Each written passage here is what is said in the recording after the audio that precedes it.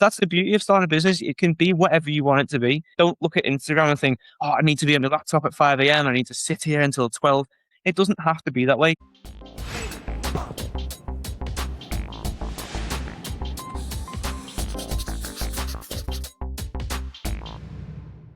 Hi, everyone. This is Carmen Dövad, and this is Behind the Founders. Today, joining me is Nicky Fairclough. Nicky, welcome. Can you introduce yourself?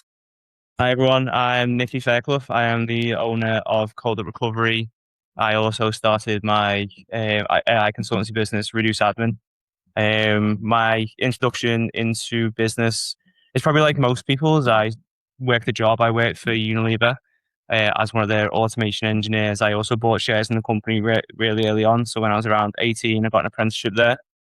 Around 21, I always knew I wanted to do something a little bit different. I wanted to make money, a sort of a side hustle, maybe some passive income, which I've come to learn is doesn't really exist. So I sold my shares in Unilever after the vesting period after 4 years, and then used that money to buy an investment property. So I bought an investment property when I was around 21. This was just before COVID. So I managed to get a really good price on the property. I then refinanced that house to buy another property, and I ended up with two properties, which I was renting out and I was a landlord. And it was great. I was making probably like an extra £1,000 a month, let's say, on top of my salary. But then I got bored. I got bored and thought, you know what, I need to do something a little bit more drastic or a little bit more, I don't know, fun. So I decided to sell one of those properties and go all in on Cold Up Recovery.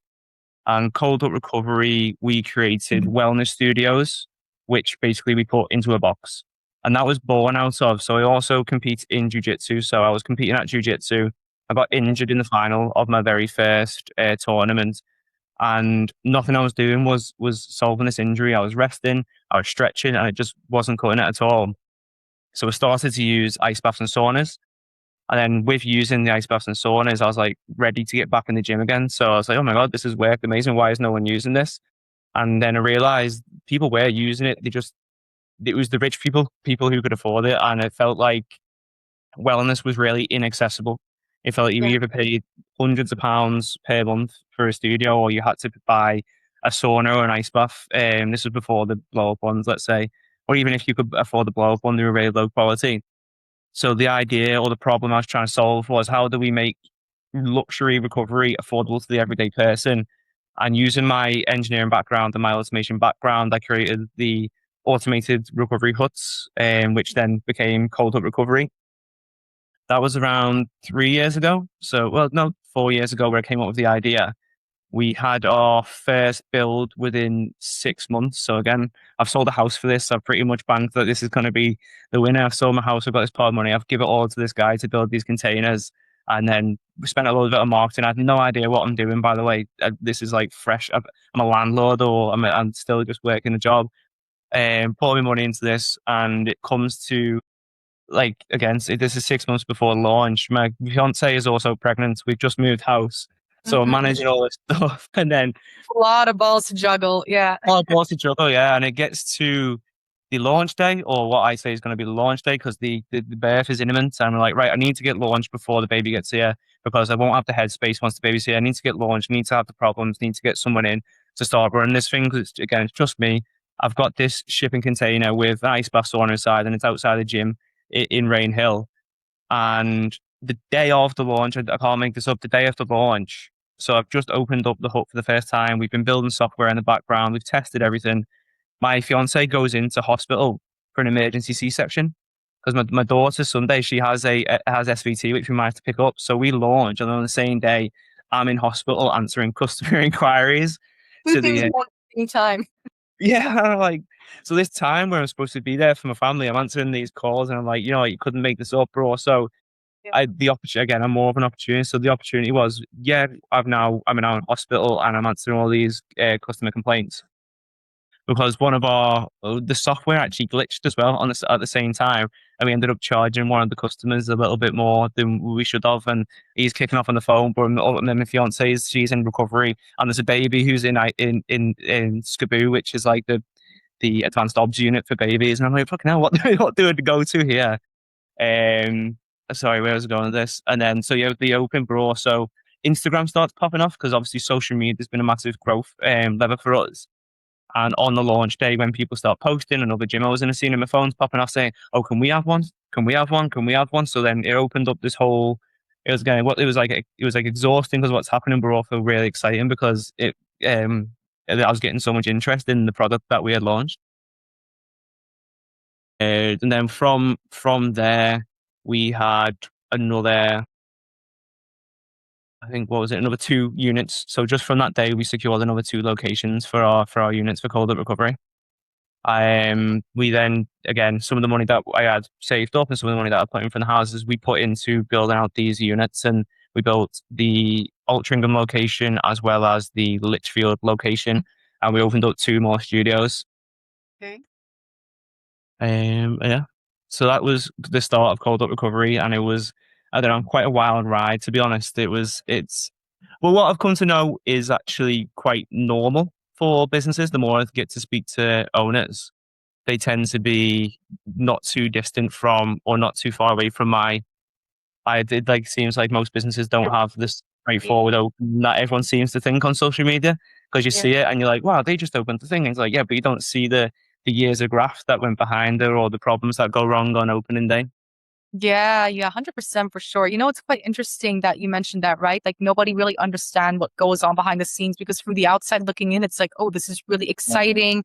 You're building something from scratch, you're building something new, but nobody understands that it takes a lot of resilience, it takes a lot of patience and time to do that. I was, Definitely. in fact, speaking with one of the guests, and he was saying that on average, a lot of the businesses, it takes 3 years to really get exposure, to really get to be seen, to have the visibility. So you really just have to survive in the next 3 years and you're going to be able to enjoy the fruits that you bear as well. Right. So I think it's quite interesting that you mentioned that. Right. So I would love to know a little bit more about the different, the wellness studios that you have built. Right. So at this point, until now, how many locations or how many wellness studios have you already, are you operating currently at the moment, and in which cities and locations? So I'll go back to we built the 3 units and then we had them out. And then from that, we built another 4. So we had a total of 7 units and we built them over a 2 year period.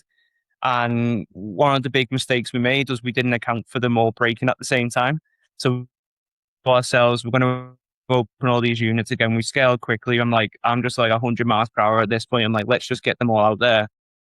One of the things that we ran into was also that the level of customer service that we were getting, because we now have 10,000 people on our customer list who are using our huts that are up and down the UK. I didn't account for that. So it's just me and the business. I started this business on my own. I had no knowledge really. I had mentors and that's great, but I had no really knowledge of like the hiring process or the staff that I would need to have. I thought, well, I'll just do it when it comes to it. But one of the things you do as a business owner is it gets too much. You're handling too much, so you don't have the time to then go back and start hiring someone. Unfortunately, again, the best time to start a business was probably when I started the business because it was the advent of AI.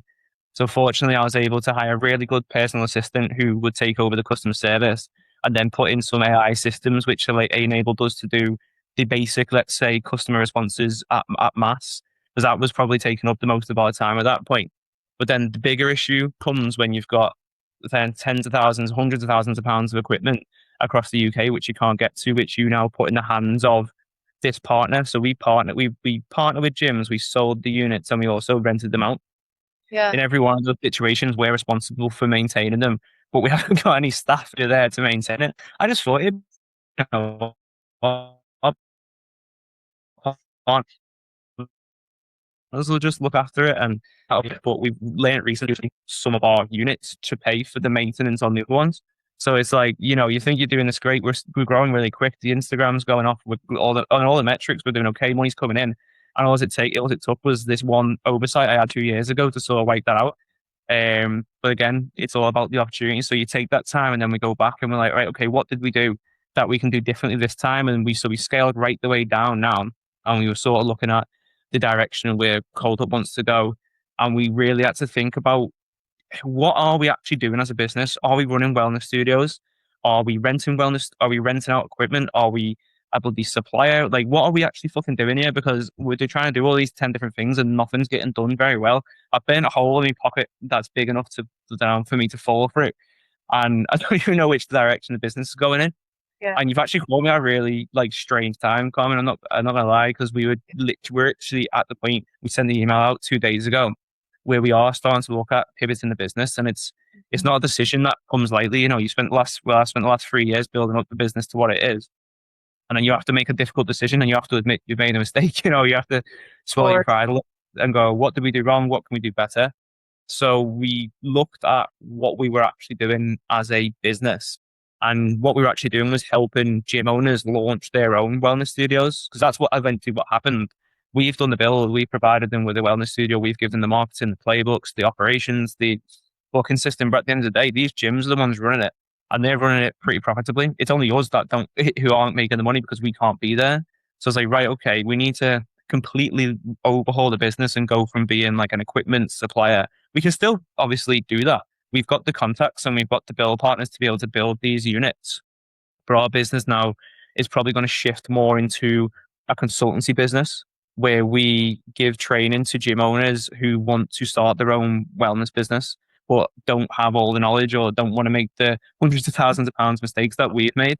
So we've sent out we sent out the email en masse this morning, actually. It was this morning. okay. This morning. And my calendar's just chock full. It's like, well, why didn't I just do this from the start? But I suppose we can't. And my mentors it says this to me. It's like what you think are mistakes is just lessons. Do you know what I mean? Whatever that monetary value is that we put into it, that's what I'm paying for the equivalent of a business degree. But it's like a business degree on steroids because you felt it. Yeah. Yeah. In business, some lessons just need to be felt because everyone told me. Everyone's like, no, don't scale too fast. You know what I mean? This is going to bring like, no, don't, that won't happen to me. I can do it better. Do you know what I mean? So you just To prove them feel wrong. yeah, to prove them wrong, maybe, yeah, but then also like, oh, they're right. You know what I mean? That's the thing. That's another thing that stings. You know, at the end, I don't like the word haters because you don't. Truthfully, in business, I've never had any. Do you know what I mean? Everyone says that you're gonna have all these people. I don't think that's true. I think that depends what your circle is, but the real problem with them, they're right until they're not, aren't they? You know, like, oh, that idea is bad. He's bad at business. It's like, well, they're right. You know, I haven't proved anything yet, and the beauty is though, I only have to be right once, and then they can never say it again. So that's where we're at with Cold Hut.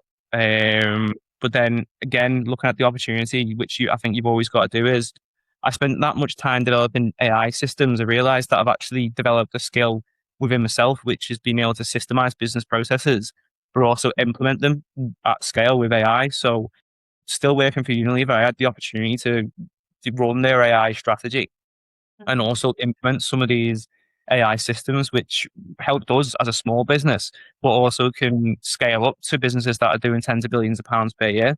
And that's when I started showing some of the, let's say, the AI workflows or the agents that I'd built for Cold Hut. We had one that would go through our database of leads and say, all right, these ones are a bit still warm, you know, these, you haven't spoke to these for a while, and you can really use it to like sort of reignite your customer base. But I also used it for our customer service. So one of the, again, talking about growth within Cold Hut Recovery and what helped us convert leads into paying customers is easily ManyChat. And this is an off-the-shelf tool.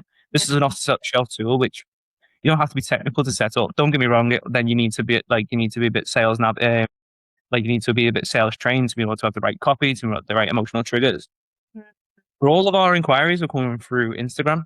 And again, at the start, it's me replying like, yeah, you can book a session at this. You can book a session. You can download a brochure at this link. And it's like, it took me probably a day to set up, and the whole business just ran on autopilot because we had the booking system. We had all the brochures. We had all the sales copy. We had everything we needed. It was just about distributing it in a way when people wanted it. Because when people are DMing you, they're the highest intent. They want the thing you have right now. So how do you convert that to a sale? It's, well, give them the thing they want a lot quicker. And with a ManyChat automation, if you've got a direct book a session link here, and here's all the things you need to bring, you just sell them like that. And I think that's the best way. And the same for high tickets. So we were selling the units as well. We using that exact system, we got 70k extra in sales. And it's like, it's just so obvious. But when you show that to people who are on, let's say, AI native, it's like, whoa, I can do this. And these are people with like £10 million plus businesses. And the same tools that helped me unlock £70,000 in my own like small business at enterprise, that's like £1 million plus. And it's just about looking at that opportunity. And that's why I decided to go into the AI consulting business. I've got all the knowledge, I've got all the skills. We've proved it small scale, we've proved it enterprise level. It's right, all right, okay, now I just need to niche down into an industry. Given everything that's going on with my daughter and a bit of personal background, it's like healthcare seems to be the obvious one. They're so admin heavy. There's no one in there who's willing to pull the trigger to say, let's get AI in here.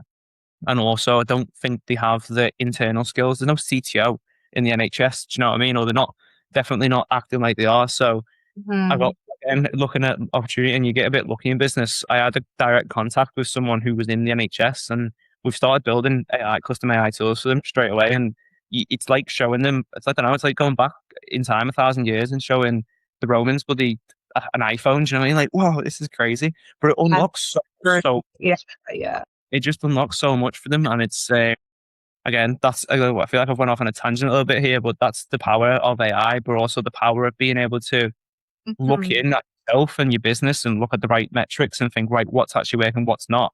And Mhm. sometimes just swallow pride and say, my idea was a cold hook, great idea, amazing idea. You know what? On paper, perfect. But great ideas don't make great businesses. Great businesses make great businesses. And if you try and if you don't run your business like a business, then you end up with no money. And you have to Mhm. end up doing what we're doing, which is pivoting. Yeah, yeah, for sure. I like what you mentioned, right? That you, through your experience working, in cold hot recovery, especially in the social media aspects, the services, using many chat automation. I've also used that myself, so I really Yeah. get that it really does optimize a lot in terms of like providing the services, designing the architecture of the flows to be able Yeah. to respond faster, increase efficiency with the products and sales, and then for you to take all of that and then build something else, especially within healthcare, AI, and everything like that. So that itself was when reduced admin was brought to light. So Yeah. tell listeners a little bit about reduced admin and everything. So reduce admin, I think if we look at, I can't remember who said it. There's a very famous entrepreneur, and I feel embarrassed that I don't know this, but you say when you look at your business, the functions you want to replace first is admin.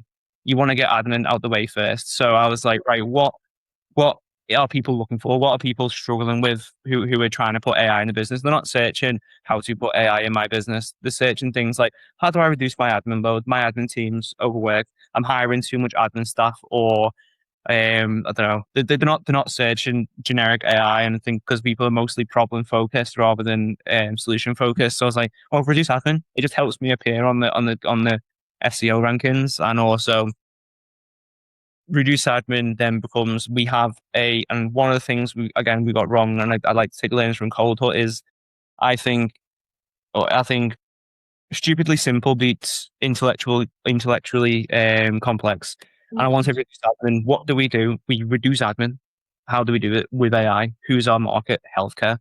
And it's just dead simple. And if you can boil everything down to one product, one solution, one deliverable, one ICP, one customer avatar, everything else downstream just becomes really easy. And especially if you pick a niche which no one's captured yet because everyone's a little bit too scared. And as we've found out from the start of this call, I'm just a bit blissfully ignorant when it comes to how hard things are going to be. Yeah. As we go into that niche, but a niche where the outcome isn't just monetary. If we do what we want to do at Reduce Admin, and we do help reduce the administration load in the NHS or in a healthcare setting. By contrast, we're helping people, real people, save lives potentially. Do you know what I mean? And this is how I like you have to have a vision so big that you can get people behind it, and that includes yourself as a founder. If I get up every day, like what we're doing today, I'm like, well, someone's hurt their arm and they want to recover it, a cold up recovery. I'm like, all right, okay. Whereas if I get up in the morning, like, what we're doing today, we're reducing NHS waiting times. How are we doing that? Oh, because we're going to remove the admin loads for the front of house staff, and we're going to reduce the admin load for the primary care physicians, and now they can see two people instead of one per day. And I think that's where we want to get to with reduce admin. Obviously, again, taking the learnings, we're starting very small. We're targeting one subcontractor within NHS, reduce their admin load by up to 80%, which is what we're targeted to do, Okay. and then go again. use that case study, take on some more people, take on the delivery, and then just grow, but grow slowly again. So any advice out What you there to, learned from cold hard recovery to yeah, implement reduce admin. Okay. yeah. You've got to, and I think that's it. One, grow slow, because I think Alex Holmes, he said best, there's an illusion of rushing, because if you try and rush something, you don't ever get it right. And you Yeah. don't actually grow, you don't actually get anywhere. Whereas if you go slow, it doesn't seem like it at the time, but that compounded effect starts to creep in, where it's like, right, I got this one, I got it right, and we got it documented, and we got the systems in place. We've got the money models right, we got this right, we got this legal, we didn't fall into this trap. Okay, let's do two, then four, and it's exponential, and that's where again, calm down a little bit, because you can probably tell by the way I'm talking to you. I need to be going 100 miles per hour and just take my time, deliver, and just deliver value at every single step. That's again another thing we do. I just unreasonable value to the customer. If I change anything, it's an email. It's just to let you know we changed this, we changed that, we've added this feature in. What do you think of this? Really want your feedback. Hi, nothing's happened today because of XYZ. Just checking in. It's Friday. I think people what you can never upset someone over communicating, but I've found under communication has killed relationships and business deals more than anything else so far. Yes. Mm-hmm. Yeah, yeah, for sure. I would actually, yeah, yeah, there's actually two things that came at the top of my head. So I feel like, you know, a lot of times there is like this misconception that, oh, it's in order for a business to be successful, you gotta grow quickly, get as many clients as possible, grow and expand as quickly as possible. But oftentimes it's often overlooked that, it's all about like quality over quantity. And I feel like we are now at this day and age, especially now with AI being like hot topic, that we are living in a very, very fast paced world. So there is this need to keep up and catch up and grow and be very quick and Yeah. start things really quickly on a quick scale as well. That actually sometimes it's okay to slow things down to really have all the foundation built out as well. And I want to go back to what you were talking a little bit about AI and efficiency and everything like that. So I could see that you have really thought of how to make the most out of integrating AI into your day-to-day business. Do you still feel like there are some aspects, whether it's at cold hard recovery or reduced admin, where they are manual or inefficient?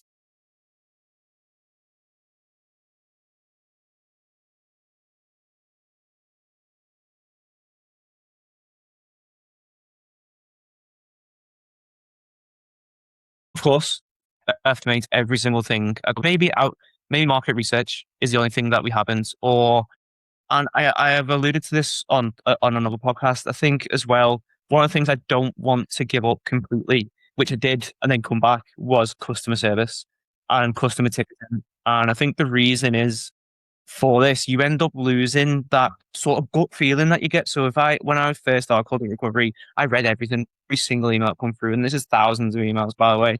Every single one that come through, I was reading, and I felt it like human to human. I'm like, I don't like that they've experienced that. I want to fix that. Let me put something in.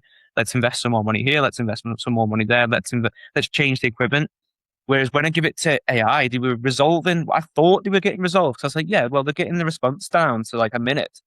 They must be happy. But then a few weeks later, you sort of lose that intuitive feel you get of your customers and what they actually want. And there's no amount of AI or data concatenation you can do, or like a data analysis you can do to get that back. So customer service, I now have give completely to my VA, and she handles it all. And then I'll do spot checks. So I'll go through, like, I'm dead sad. I'll spend me Saturday evening, let's say, and I'll just look at like the whatever's come through and try and just get a gut feel where it's like there, especially being so with Cold Up being so distant away from them. It is very difficult to get that sort of look at, like, even if you look at your team, like that sort of vibe, it's like handing off your one to ones with your staff to AI. Well, how do you know if he's pissed off? Do you know what I mean? Emotional element of saying, yeah. Exactly, yeah. If I just said to my, let's say I said to my VA now, she's got a set of tasks to do. I always ask how she's doing. I really care. But if I then handed that off to AI and then she leaves 4 weeks later, I'm left in the dirt. Do you know what I mean? It's because I didn't spend the extra hour or so needed a week to catch up. And I think that's where I don't see it. I'm very pro AI. I spend a lot of time. I'm a big nerd, by the way. I would go so deep onto the technical side of AI. And as an engineer, it's something that I've always been interested in. I'm very, very pro AI and AI optimistic. I may as well wear a shirt saying I love AI on, but there is elements of business and elements of life which it just doesn't belong in. Doing the donkey work is what it should be doing. Doing the donkey work, the repetitive tasks which needs to be absolutely correct over and over again, but it shouldn't be. It shouldn't be. It shouldn't be customer facing. I don't think so, and especially not as a small business. At enterprise level, of course, you're going to need some level of like AI agent who then can route and filter some things. As a small business, you should be answering them customer inquiries or at least hiring for it. Yeah. Yeah, definitely for sure. I mean, I can say also like from my personal experience and also like what I've heard speaking with other business owners who are also like working in the field of like healthcare AI that they find that as soon as like a customer comes in, asks questions, and they find out it's it's replied by like an AI chatbot, AI agent, they disappear because they're like, we rather communicate Yeah, with a human, an actual human who can really understand because there's a lot of limitations to that, like some of the answers are all generated or they're all like AI prompt and everything like that. So it's it just goes to show that, like AI can't necessarily replace everything or it's more of a supplement rather than something 100. to Yeah, fully like substitute over. it's true, and like a little bit deeper than that as well. If you do hand over AI, especially for like, let's say, making decisions in your business, or if you're struggling with a complex problem, it doesn't even have to be in business. If you're struggling with a complex problem, you're just like, oh, AI, like typing to ChatGPT, what should I do here? You end up losing that edge, that sharpness in your brain where like you need to be making decisions on the fly quickly, and it's called like the term coined AI atrophy, and you're starting to get it. And then you've got AI apathy, which is alluding to more what we're talking about, where customers will notice it's AI. They're not idiots. Do you know what I mean? Your Yeah. customers aren't idiots at all. They will sniff AI out like I believe sniff a dog. They hate it. They don't want anything to do with it, and especially when it's something where they're in, they've got a problem. Their emotional state, regardless of what's actually gone on. Usually, when customers are reaching out, it's usually for a complaint, and then they're in an emotional state where that's probably the biggest problem they've had today. That's probably the biggest problem they've had all week. And then you reply with like some generic AI thing which misses and misses the emotional charge. It Then just increases the frustration for the clients even more. Yeah. exactly, and you might have been able to resell that customer. You might have been able to apologize, offer a refund, offer a token, a voucher, whatever you could have done. But then they're gone. They've just gone to AI, and you'll never get that lead back. And no amount of retargeting campaigns will get that lead back because you'll just be known as the company that palmed them off to AI. Yeah, that makes sense as well. Yeah. So obviously you could see that there are some, limitations when it comes, especially when it's about client facing interactions and everything like that. Okay, Nikki, tell me a little bit more about your team setup, because you did mention, you have like some VAs supporting you. Are they all remotely based? How Oh, many comment. the team? Can you hear me? Sorry, comment. I just cut out for a second.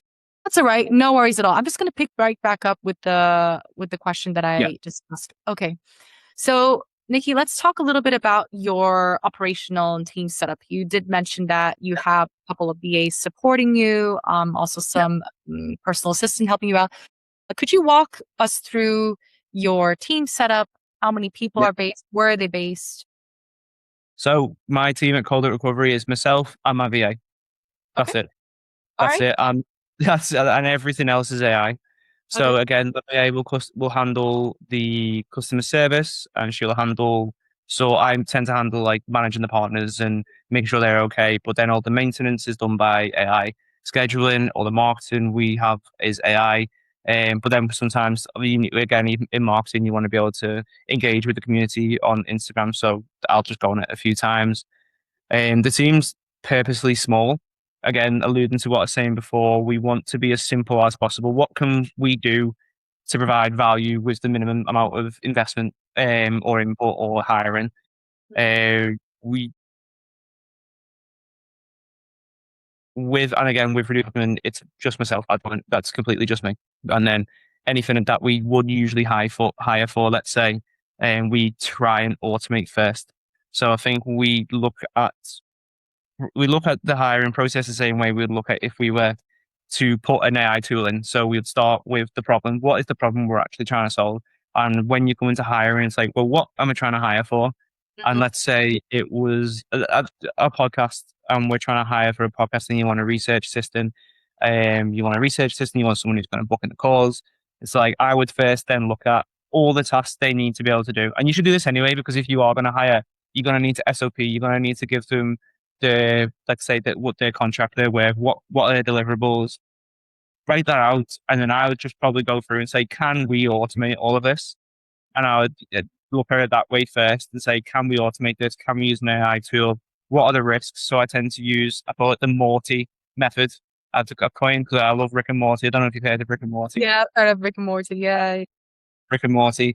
And the way we look at problems and hiring is M for money. So how much is it costing? How much is it going to cost for hiring? O, opportunity. So if we put this automation in, if we hire here, what's the opportunity? Can we 10x the business? Can we 5x the business with the opportunity? R, what are the risks? So risks of doing the automation, risks of hiring. So this would be, okay, we could have a data breach. If we hire someone, we need to train them, and that's going to cost like, I don't know, £2,000-3,000 an FTE equivalent. The risks of not doing it. So if we don't get a person in here, do we need someone with specific expertise? And for the automation, could it be, if this data isn't right, we're going to get sued? T, time. So how much time is it actually cost? How much time is this task actually taking?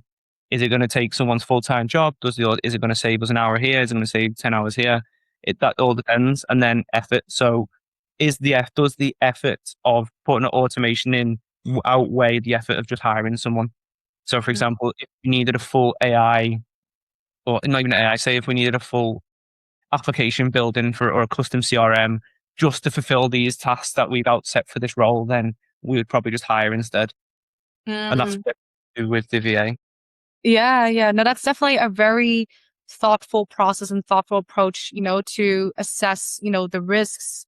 Can the processes be automated? If no, what would the responsibilities be if you were to look for additional support as well? And I think that's a very thoughtful process as well, as you mentioned, right? To be able to ensure that it is sustainable, small scaled, and also like for you to be able to achieve your certain goals and targets and business outputs as well. So with your VA, where's your VA based? How did you find this person? So she's based in the Philippines. She's amazing. She's absolutely amazing. I hope she watches this, because she's the best thing that's ever Yeah, happened to me. here's a shout out. Yes, shout out to Lennon. She's based in the Philippines, and we found her on onlinejobs.ph. Okay. So Yeah. we put about advert out again. This is during like the scaling phase of cold recovery, and this is when I decided, when I was using AI to do my customer servicing, I was like, right, this isn't working. I'm losing the on the ground feel, but also as a founder, I can't be in the inbox all day. It just can't happen. I need to let something go here. So we decided to go with trying to find someone, a virtual assistant from the Philippines, as I heard they're really good, and that was completely true. So one of my friends, Joe, he sort of guided me through how to do it, as he had done it before for his agency. And we had sort of one of the things we did was we wrote, again, the scope of works, or let's say the job application, but then put something at the bottom which says, when you apply for this, make sure you put ICE in the subject, just to make sure they were actually reading through it, and then like acting as a secondary filter. So immediately, if someone didn't put ICE in the subject when they were applying to us, we'd just sort of scrap it. But we just, with hiring, I treated it as if I was hiring a full time employee, because again, they're gonna be. So we hired really slow. One of the pieces of advice I actually did say was hire slow, fire fast. And I think we had like 20 interviews until we landed on Lennon, and she absolutely just blew us out of the water with the interview process. I think, and it's really highly skilled as well. I'm really highly skilled. And I think what you have to do as founder, as a business owner, or even in any business function, is be able to do what we've just mentioned here and break down the tasks that they're going to do into either SOPs or repeatable processes. I did video guides for everything I needed Lennon to do. I just made a video guide of me doing it. I was already doing the tasks. Open up Loom, open up OBS Studio, make a quick video, talk through it. And that way you don't have to be there babysitting them. You can hand them these tasks. That have a really smooth and efficient handover to. Yeah. Exactly, yeah. And then you can start to look at different deliverables because ultimately you're a business. You need to have a deliverable, but make sure they're the right deliverables as well. Like what are they doing? If you say you need to post 10 Instagram posts, let's say, there needs to be a good business outcome from that. Did those 10 lead to one lead, which led to like one sale, or what are you doing? Because you don't want to just say, right, I want you to do this, this, and this, and you go away with it, and you're paying however much a month for this person, and then you're looking at your zero at the end of the month, being like, well, where's all the money? And it's because you optimize for the wrong thing, and you've asked them to do sort of like optimize for the vanity metrics. Maybe review that as well. Have a process, have a system in place. Maybe it just all that, and a system doesn't need to be this complex thing. It can just be an hour session in your diary every month, and it just says review the deliverables. And that is an example from Cold Hub, by the way. I used we did have a deliverable post 10 Instagram posts. Okay, but then they don't get a result. So then it becomes post 10 Instagram posts with a CTA to book a session. Mm-hmm. That could be like, I don't know, 10 selfies of your VA that pop up on your business Instagram. Or if you say, I want you to post 2 reels, eight carousels. On the carousels, there needs to be 5 long. There needs to be 5 long. You need to leave with an emotional trigger.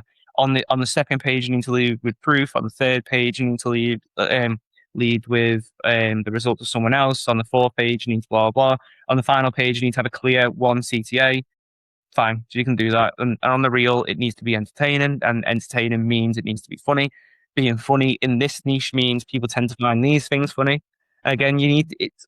I could go on all day, you know what I mean? You could do that, but I think just telling your team or telling your VA to make 10 posts just isn't going to cut it. You need to Yeah. be All the specifics are need well, to be included. yeah, Yeah. and train them and coach them as well. At the end of the day, like you, especially with cold, it's a new business. Yeah, do you know what I mean? The things that I'm learning every day, which I then need to pass on to Yeah. learn. Like I thought it was like this, but they don't actually like this, and I think that's how it needs to be. And sometimes I can, and sometimes you have to look again. Life gets in the way. I've got um, 2 daughters, and one of them's always in that hospital, so it's difficult to keep on top of it. But don't let it slip. Don't let the ball slip. Do you know what I mean? And that's where again where we're at with Call It Recovery and where we're at with hiring. And I think we're going to go even slower on the hiring for reduce admin because we're going to be hiring for a more technical role.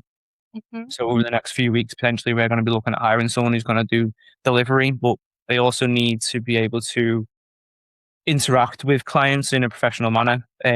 Not like the way I do, but in a way which keeps them engaged and also Okay.